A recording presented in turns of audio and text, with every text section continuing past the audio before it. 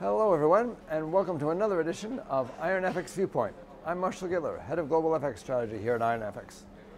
In my previous presentation, I talked somewhat about the election in Italy and why it was such a big deal for the Eurozone. Well, I think it's such a big deal that I'd like to talk about it more today. The main reason it's such a big deal is that it raises the possibility of Italy leaving the Eurozone. And if it did leave, that would probably be the end of the Euro. So even if there's just a small chance of Italy leaving, it's a small chance of a catastrophic event for the Eurozone.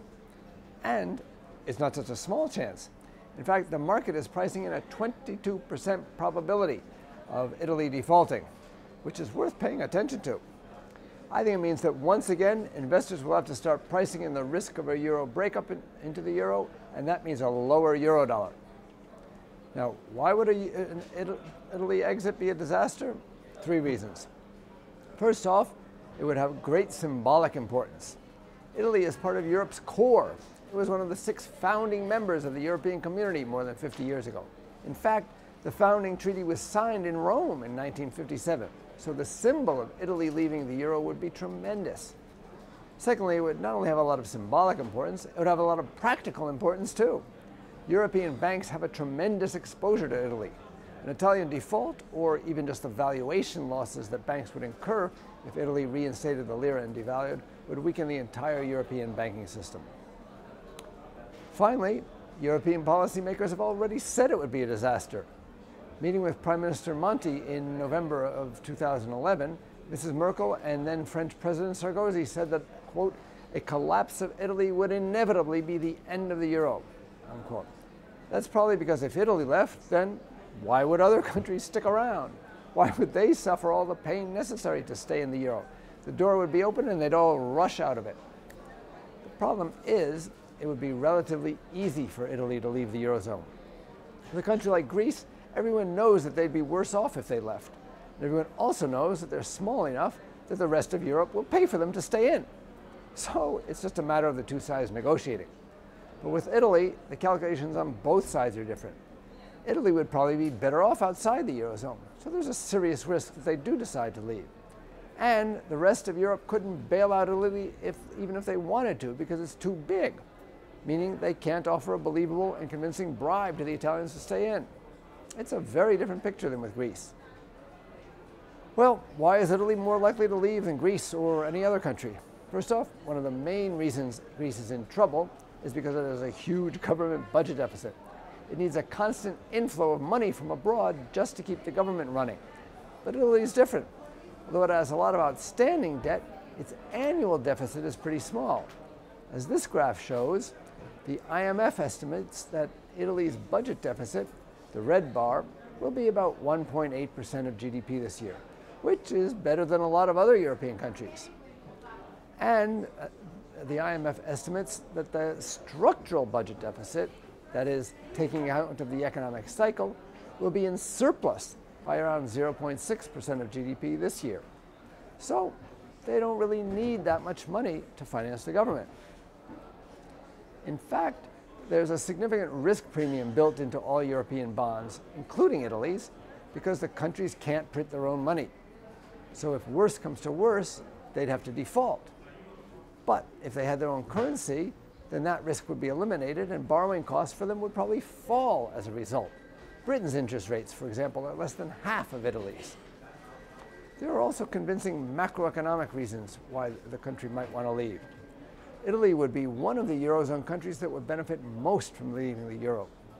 As this graph shows, its labor productivity relative to Germany, the red line, has deteriorated by around 15% since the year 2000. That means it will be very painful if it stays in the euro and tries to become more competitive through what's called an internal devaluation. In other words, by cutting costs. Wages and prices would have to fall very, very far, meaning it would take years of hardship to restore its competitiveness. On the other hand, if the country were to leave the euro and devalue, the new currency would probably plunge and presto, it's competitive again. That's how Italy used to operate. As this graph shows, between the time currencies started floating and the time the euro started, the lira went from 171 to the Deutschmark to almost 1,000. Over those 27 years, it lost 87% of its value, or around 6% a year. It must be very hard for a country that's used to years of a depreciating currency to suddenly get used to a strong currency. And let me point out that even with its poor labor productivity, Italy ran a trade surplus last year. So think how well they could do with a cheaper currency. Leaving the euro would give Italy a large boost to growth immediately, which would also help to solve many of their other problems. A lot of Italians realize this and would like to leave the euro.